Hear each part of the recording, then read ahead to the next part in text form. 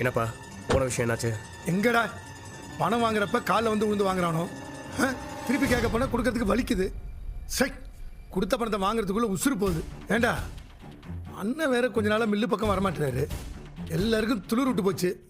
ஆமாம், நீ எதுக்கு ஃபோன் பண்ண? எதெல்லாம் நடக்கக்கூடாதுன்னு நினச்சோமோ அது எல்லாம் நடந்துரும் போல இருக்குப்பா. என்னடா சொல்ற? எல்லாமே நம்ம கையை விட்டு போயிடுமோன்னு பயமா இருக்குப்பா. டேய், எப்போ பார்த்தாலும் இப்படி தான் பேசுவியா? சொல்றதை தெளிவாக சொல்ல மாட்டேன். தெளிவாக சொல்றா. அத்தையும் ராஜியும் வீட்டுக்கு வந்திருக்காங்க. இன்னும் அங்கே தான் இருக்காங்க. அவங்க எதுக்கு நாங்கள் வரணும்? பெரியப்பாக்கு உடம்பு சரியில்லைன்னு பார்க்க வந்திருக்காங்க. அப்பத்தாவும் பெரியப்பாவும் அம்மாவும் அங்கே அப்படியே பாசமலையை கொட்டுறாங்க. அவரும் ஒன்றும் லேசுப்பட்டவர்லப்பா, பயங்கரமா உருகுறாரு அந்த ராஜுகிட்ட. ஏண்டா இந்த ஓடுகாலி வீட்டை விட்டு ஓடி போனதுலேருந்து அவர் கூடயே நான் இருக்கேன்டா.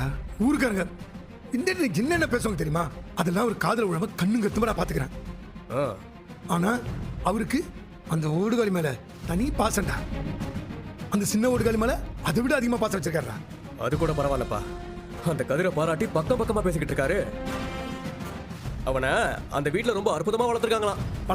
வளர்த்து கிழிச்சாங்க. நமக்கே தெரியாம உன் பெரியப்பாவும் என்னென்னமோ பண்ணிட்டு இருக்காண்டா. அவரும் மந்திரிச்சு விட்ட மாதிரி அவன் பின்னாடியே போயிட்டு இருக்காரு. இதுல பாராட்டு பத்திரம் மட்டும்தான் ரொம்ப குறைச்சல். வாக்கிங் கூட்டிட்டு போறேன் ராஜி அவரை வெளியில கூட்டிட்டு போனாப்பா. கொஞ்ச நேரம் கழிச்சு வெளியில போய் பார்த்தா கதிரோட அப்பாவும் பெரியப்பாவும் பேசிக்கிட்டு இருக்காங்க. என்னடா பேசுனாங்க? அது எதுவும் தெரியலப்பா, ஆனா உருக்கமா ஏதோ பேசிக்கிட்டு இருந்தாங்க. முதல்ல கதிரோட எங்கெல்லாம போனாரு, அப்புறம் அத்தையும் ராஜியும் வீட்டுக்குள்ள வந்துட்டாங்க. மொத்த குடும்பமும் வந்துருமோன்னு பயமா இருக்குப்பா. வந்துருமோ? என்னடா வந்துரும்? இப்பதான் பாதி வந்துருச்சுல்ல, மீதி மொத்தமா உள்ள வந்துரும். வந்து மொத்த சத்தியம் ஆட்டே போட்டோம். இந்த குடும்பத்தை எப்படியே விட்டுன்னு வச்சுக்க, நம்மளை நடுத்தர நிக்க வச்சிரும். அப்பா, என்ன குமார், உன் பெரியப்பா அதான் எங்க அண்ணா. அவர் ஆபரேஷன் கதை நீ நம்புறியாடா? அதான் ஆபரேஷன் தான் பண்ணிருக்காரு. ஆபரேஷன் பண்ணிருக்காரா? அது சரி, அது கூட சேர்ந்து ஒரு குட்டி கதை சொல்றாரு. அதை நீ நம்புறா? ஏன்டா அம்புட்டு பேரை பயந்தவங்களையாடா? இல்ல யாருனே ஆபரேஷன் பண்றதுக்கு சிவங்களை இடமே கிடையாதா? எதுக்குடா அவர் சென்னை வரைக்கும் போனோம்? தப்பாடுறா. எனக்கு தெரிஞ்ச டாக்டர் சர்க்கிள் விசாரிச்சுட்டான். இந்த ஆபரேஷன் பண்றதுக்கு அதிகபட்சம் 1 லட்சம் ரூபாய்க்கு மேல செலவாகுதுடா. ஆனா இவரு 10 லட்சம் ரூபா 10 லட்சம் ரூபா அந்த 420 ஏமாத்தி வாங்கியிருக்காண்டா. இவரு அவனுக்கு 10 லட்சம் ரூபா கொடுத்துருக்காரு. என்னமோ தப்பா இருக்குடா. அப்பா, நம்ம நமக்குள்ளேயே பேசிக்கிறத விட்டுட்டு பெரியப்பா கிட்டே போய் நேராவே கேட்கலாம்ப்பா. யாரு? உன் பெரியப்பா கிட்ட? அப்படியே கேட்டாலும் உடனே பதில் சொல்றாருன்னு வச்சுக்க. அவர் தான் இப்ப ஃபுல்லா சமாளிக்க ஆரம்பிச்சிட்டாருடா. சரி, வேற வழியே இல்ல, சண்டை தான் போட்டாகணும். சண்டையாவது போடலாம் வாங்க. அம்பிட்டு தான் மொத்தமா ஊத்தி முட்டு போக வேண்டியதுதான். உங்க அப்பச்சி இருக்குல்ல, அதான் என்ன பத்தி ஆத்தா இருக்குல்ல, உடம்பு சரியில்லாதவன இந்த பாடுபடுத்துறேன்னு ஆரம்பிச்சிருண்டா. சிம்பத்தி ஃபுல்லா அந்த பக்கம் போயிடும். உனக்கு ஈவு இருக்கா இறக்காங்கன்னு என் பக்கம் திரும்பிப்பாங்க. அதனால கொஞ்சம் அமைதியா இருக்கிறது தான் நல்லது. அப்ப என்னதான்ப்பா பண்றது? என்ன வேணா நடக்கணும்னு நம்ம வேடிக்கை பார்க்கணும்னு சொல்றீங்களா? அப்படியெல்லாம் விட்டுற முடியாதுடா. ஒரு 2-3 நாள் அமைதியா இருப்போம். அண்ணன் கொஞ்சம் தேறட்டும், அதுக்கப்புறம் நம்ம கச்சேரி வச்சுக்கலாம். பயமா இருக்குப்பா. ஏய், ஒன்றும் பயப்படாதடா. நீ நம்மளை மீறி நம்ம வீட்டு பணம் 10 லட்சம் ரூபா போயிடுச்சு. இனிமே ஒரு 10 பைசா கூட நம்ம வீட்டு காசு தூக்கி கொடுக்க விட மாட்டான். பார்த்துக்கலாம், விடு. இதுக்கெல்லாம் கவலைப்படாத, விடு. அதான் உங்க அப்பா சக்திவேல் இருக்கல்ல. அக்கா எப்படி இருக்க? நான் நல்லா இருக்கேன் அம்மா. மக பிரசவத்துக்கு வந்திருக்கா போல. ஆமா. அதுக்கு தான் சீட்டை பிடிச்சீங்களா? ஆமா, ஸ்கேனு மருந்து மாத்திரைன்னு செலவை சமாளிக்கவே முடியல. இன்னும் பிரசவம் வேற இருக்கு. அதுக்கு என்ன பண்ண போறேன்னு தெரியல. அக்கா இந்தாங்கக்கா. எவ்வளோப்பா? 480 ரூபா. சரி, அக்கௌண்ட்ல எழுதிக்கப்பா, கொடுத்துடுறேன். சரிங்கக்கா. வரேன் அம்மா. வாக்கா. அப்பா அவங்க அக்கௌண்ட்ல. அவங்களுக்கு என்ன வேணும்? அக்கா எனக்கா வேணும்? 1 லிட்டர் நல்லெண்ணெய் கொடுப்பா. எவ்வளவு ஆச்சு? காசு அங்க கொடுத்துருங்க. இல்லை சரவணா, அப்பா இங்கே வாடா. என்னப்பா? நீ ஒரு வேலை செய்யணும்டா. சொல்லுங்கப்பா. நான் கொஞ்சம் பணம் கொடுக்குறேன், அதை கொண்டு போய் தங்கவேல்கிட்ட கொடுத்துட்டு வந்துரு. எதுக்குப்பா? எதுக்கா? ஏழை, அந்த பிள்ளைக்கு செலவு இருக்குங்களா? இந்த மாதிரி நேரத்தில் அந்த பிள்ளைக்கு செலவுக்கு பணம் கொடுக்குறது தானே முறை. இல்லைப்பா, நான் போக மாட்டேன். சொல்கிறேன் இல்லை, கொண்டு போய் கொடுத்துட்டு வாடா. முடியாதுப்பா, அங்கெல்லாம் என்ன போக சொல்லாதீங்கப்பா. நான் போக மாட்டேன். பாரு ஏழை, நடந்ததெல்லாம் ஒரு பக்கம் இருக்கட்டும்டா. அந்த பிள்ளைக்கு குழந்தை பிறக்க போது அந்த டயத்தில் நம்ம கொஞ்சம் பொறுப்பாக நடந்துக்க வேணாமா? ஏண்டா, எல்லாத்தையும் அவங்களே பார்த்துக்கிட்டுன்னு சொல்லி நம்ம விட்டுட்டு ஒதுக்கிற முடியுமாடா? இல்லை, உனக்கு பிறக்க போகிற குழந்தை மேலே கொஞ்சமாவது அக்கறை நடந்துக்கடா. பா குழந்தை மேலே எனக்கு அக்கறை இருக்குப்பா. அதுக்காக நான் அவளை போய் பார்க்கறதோ பணத்தை கொண்டு போய் கொடுக்கறதோ இதெல்லாம் ஒத்து வராதுப்பா. இல்லை, நீ மயில கூட்டு போ, உடனே அந்த பிள்ளை கூட சேர்ந்து வரணும்னு நான் சொல்ல வரல. போய் பணத்தை கொடுத்துட்டு வரணும் தானே சொல்கிறேன். நான் ஏன்பா செய்யணும்? வர அப்பா அவளையோ அவ குடும்பத்தில் இருக்கவங்களையும் என்னால் பார்க்கவோ பேசவோ முடியாதுப்பா. அப்பா இது வரைக்கும் நீங்கள் சொல்லி எதையுமே நான் மறுத்ததில்லை. ஆனா இந்த விஷயத்துல நீங்க சொல்றது எதையுமே என்னால பண்ண முடியாதுப்பா. ப்ளீஸ்ப்பா என்ன கட்டாயப்படுத்தாதீங்க, புரிஞ்சுக்கோங்க. வணக்கங்க.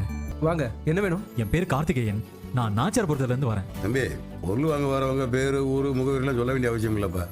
நீ என்ன வேணும்னு சொன்னால் போதும், அதை உடனே எடுத்து கொடுத்துருவோம். நான் எதுவும் வாங்க வரலைங்க, கொடுக்கறதுக்காக வந்திருக்கேன். நான் நாச்சியார்புரத்துல தோட்டம் வச்சிருக்கேன். அங்க ஆர்கானிக் ஃபார்மிங் எல்லாம் பண்ணிட்டு இருக்கேன். முதல்ல எங்க வீட்டு தேவைக்கு தான் ஆரம்பிச்சேன். இப்போ தோட்டம் கொஞ்சம் பெருசாயிருச்சு, விளைச்சலும் அதிகமாயிருச்சு. தம்பி, உன் தோட்டத்து கதையெல்லாம் எனக்கு எதுக்குப்பா? உனக்கு என்ன வேணும் அதை முதல்ல சொல்லு. காய்கறி பழங்கள்ல நிறைய சத்து இருக்கு, எல்லாரும் சாப்பிடணும்னு சொல்லுவோம். ஆனா இப்ப இருக்கிற காய்கறி எல்லாம் சாப்பிட்ற மாதிரியா இருக்கு. அதை விளைவிக்கிற முறையில எல்லாமே விஷமாயிருச்சு. குழந்தைங்களுக்கு எதையும் நம்பி கொடுக்க முடியறது இல்ல. அதனால தான் நான் ஆர்கானிக் ஃபார்மிங் ஆரம்பிச்சேன். இதுல இருக்கிற வெஜிடபிள்ஸ் ஃப்ரூட்ஸ் எல்லாம் இயற்கை முறையில விளைஞ்சது. தம்பி, அதெல்லாம் இருக்கட்டும்ப்பா. இப்போ என்ன இதை சொல்லத்தே அங்கே வந்தியா? அடையாப்பா, வியாபாரம் நடக்கிற நேரத்தில் வந்து நேரத்தை வீணடிச்சு. இல்லைங்க, உங்க நேரத்தெல்லாம் நான் வீணாக்கல. எங்க தோட்டத்தில் விளையிற இயற்கை முறையில் விளைஞ்ச காய்கறி பழங்களை உங்க கடையில வச்சு வியாபாரம் பண்ணி கொடுக்க முடியுமான்னு கேட்கறதுக்காக தான் வந்தேன். தம்பி, இது மளிகை கடைப்பா, இங்கே காய்கறியெல்லாம் விற்க மாட்டான். என்னங்க, இதை அப்படியே கொஞ்சம் ஓரமா வச்சு விற்க முடியாதா? இல்லை தம்பி, இதெல்லாம் வேணாம். காய்கறியை வரணும் பண்ணுறது இல்லைப்பா. இங்க பாருங்க, சத்தான வாழைப்பழம், டேஸ்டான மாம்பழம், அப்புறம் இந்த கத்திரிக்காய், வெண்டைக்காய் எல்லாமே இருக்கு. நீங்க இதுக்கு முன்னாடியே பணம் கொடுக்கணும்னு எந்த அவசியமும் இல்லை. வித்து முடிச்சதுக்கு அப்புறம் நீங்க கொடுத்தா போதும். தம்பி, காய்கறியெல்லாம் ரொம்ப நாள் வச்சு விற்க முடியாதுப்பா, அழுகி போயிடும். அழுகிறதுக்கு முன்னாடி வித்துருங்க. நிறைய பேர் இப்பெல்லாம் ஆர்கானிக் காய்கறியை வாங்குறாங்க. அப்படின்னா நீயே தனியாக ஒரு காய்கறி கடையை போட்டு வித்துற வேண்டியதானே? தம்பி, திரும்ப திரும்ப சொல்ல வைக்காதப்பா. இங்கே எல்லாம் காய்கறி வரணும்னா பண்ண மாட்டோம்ப்பா, எடுத்துகிட்டு போ. சரிங்க, இப்போ நீங்க நல்ல மூட்ல இல்லைன்னு நினைக்கிறேன். நான் அப்புறமா வரேன். ஒரு வேளை உங்க மூடு மாறினா இந்த நம்பருக்கு கால் பண்ணுங்க. தாங்க. இந்தாங்க. ரொம்ப நன்றிங்க, நான் வரேன். வரேங்க. ம், ஏற்கனவே 1008 தலைவலி, இதில் இந்த மாதிரி ஒன்று வேறு. அப்பா என்னடா? இல்ல ஒன்றும் இல்லைப்பா, காடு. அவன் வேலை சொன்னால் செய்கிறதுல சும்மா அப்பா நப்பான்ட்டு. ஏங்க ஏங்க ஏங்க ஏங்க என்னாச்சு? ஐயோ, கீழே விழுந்துட்டாங்களே. ஏமா பாத்து வர மாட்டியாமா? ஐயோ, கை கொடுங்க, எந்திரிங்க. அப்பா, கவனமா வண்டி ஓட்டிட்டு வர மாட்டியாப்பா? இந்த பொண்ணு பாவம் கீழே விழுந்துருச்சு பாரு. இல்லங்க, இவங்க மேல எந்த தப்பும் இல்ல. நான் தான் கவனிக்காம ரோட கிராஸ் பண்ணிட்டேன். எப்ப பார்த்தாலும் இந்த பிள்ளைங்க போனும் கையுமா தான் இருக்குதுங்க. ரோட்டை எல்லாம் பாக்குறதே கிடையாது. இல்லைங்க, என் மேலதான் தப்பு. நீங்க கிளம்புங்க, கிளம்புங்க. ஏங்க, நீங்க ஓகே தானே? ஓகே தான். அடி ஏதாவது பட்டுடுச்சா? இல்லங்க, ஒன்றும் இல்ல. ஏங்க, தண்ணி வேணுமா? இந்தாங்க, தண்ணி குடிங்க. இல்ல இல்ல வேணாம். இல்லைங்க, படபடன்னு இருக்கீங்க, குடிங்க, பரவாயில்ல. இல்லங்க, என்கிட்ட வாட்டர் பாட்டில் இருக்கு. சாரிங்க, நான் கவனிக்கல. பரவாயில்லைங்க.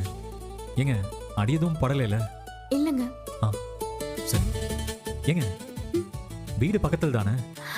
ஆமா. நான் வேணா டிராப் பண்ணட்டுமா? இல்ல பரவாயில்ல, வேணாம், தேங்க்ஸ். சாரி. எங்க நானும் ராஜி அண்ணனை போய் பார்க்க போனோம்ல, அவருக்கு ரொம்ப சந்தோஷங்க. என்ன சொன்னார் உங்க அண்ணன்?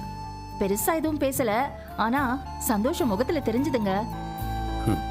நல்ல வேளைங்க, சின்ன அண்ணன் வீட்டுல இல்ல. இருந்திருந்தாருன்னா ஏதாவது சொல்லியிருப்பாரு. என்னங்க, என்ன ஒரு மாதிரியா இருக்கீங்க? ஆமா, சரவணன் ஏன் சாப்பிட வரல? ஏய், தயவு செய்து அவனை பத்தி பேசாதீ. ஏங்க, என்ன பண்ணா? அவன் முந்தி மேல இல்ல கோமதி, அவன் வேற மாதிரி மாறிட்டாப்ப. நம்ம சொல்றது நல்லது கெட்டது எதுவுமே அவன் காதுல வாங்க மாட்டேன். என்ன அர்த்தம்? என்ன பண்ணான்னு சொல்லுங்க. அவனுக்கு எதை பத்தி அக்கறை கிடையாது. ஏன் பிறக்க போற அவன் சொந்த பிள்ளை மேல கூட அவனுக்கு அக்கறை கிடையாது. சரி, மயில் மேல ஏதோ கோபத்தில் நிற்காது, நியாயமான கோபமோ என்னமோ, அதை விடு. மயில் வகுத்துல வளர்ற குழந்தை யாரோட குழந்தை? நம்ம வீட்டோட மூத்த வாரிசு அவனோட குழந்தை தானே. அந்த குழந்தை என்னடி பாவம் பண்ணுச்சு? இத பாருங்க, எனக்கே என்ன சொல்றதுன்னு புரியலங்க. ஏடி, உனக்கு தெரியாதா? ஒரு குழந்தைய பெத்தெடுக்கிறது சாதாரண விஷயமா? ஒவ்வொரு மாதமும் ஸ்கேனு, டெஸ்ட், அது இதுன்னு எம்மூட்டு செலவு இருக்கு. எனக்கு தெரிஞ்சு தங்கமயில் மட்டும்தான் அவங்க வீட்டில் சம்பாதிக்குது. அந்த பிள்ளைக்கு வர வருமானத்தை வச்சு எப்படி எல்லா செலவையும் அந்த பிள்ளைனால சமாளிக்க முடியும்? அந்த பிள்ளைக்கு ஆஸ்பத்திரி செலவு அது இதுன்னு நிறைய வருமே. அந்த பிள்ளை கையில் காசு இருக்காதுன்னு நினச்சி அவன் கையில் கொஞ்சம் பணத்தை கொடுத்து அந்த பிள்ளையை பார்த்து கொடுத்துட்டு வாடான்னு சொன்னேன். அதுக்கு முடியவே முடியாதுன்னு இருக்கிறியா?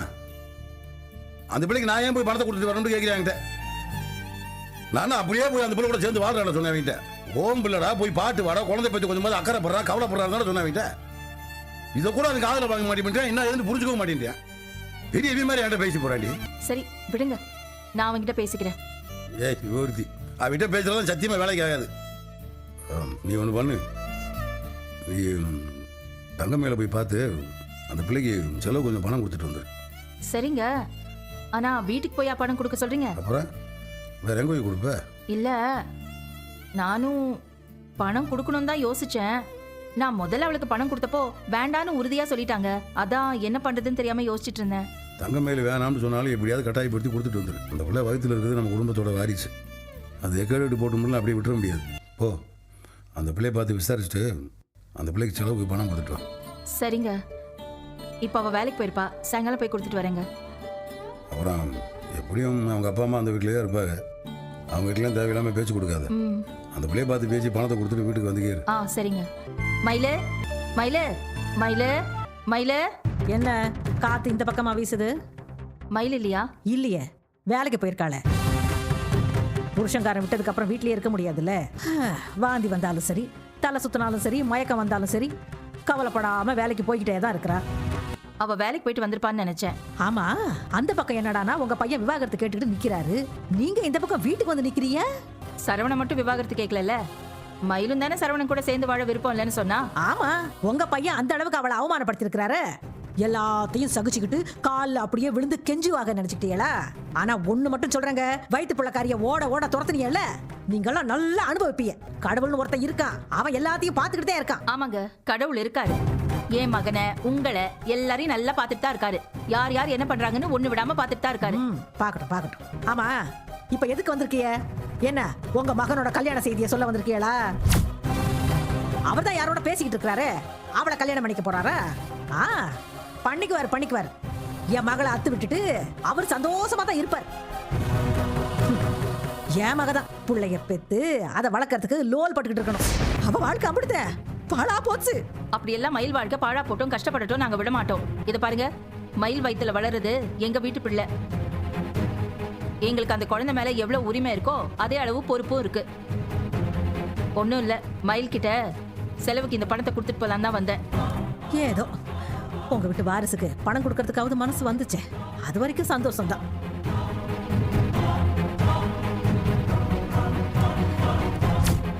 இந்த பணத்தை மயில் வந்தா கொடுத்துருங்க. இது பாருங்க, நான் ஏற்கனவே மயிலுக்கு சொன்னதுதான். குழந்தைய பத்தி அவளும் நீங்களும் கவலைப்பட வேண்டாம். எங்க பொறுப்பை நாங்க செய்வோம். பேசின பேச்சுக்கு லட்சக்கணக்கில் கொடுப்பாங்கன்னு பார்த்தாக்க வெறும் 1000 கணக்கில் தான் கொடுத்துட்டு போறாங்க.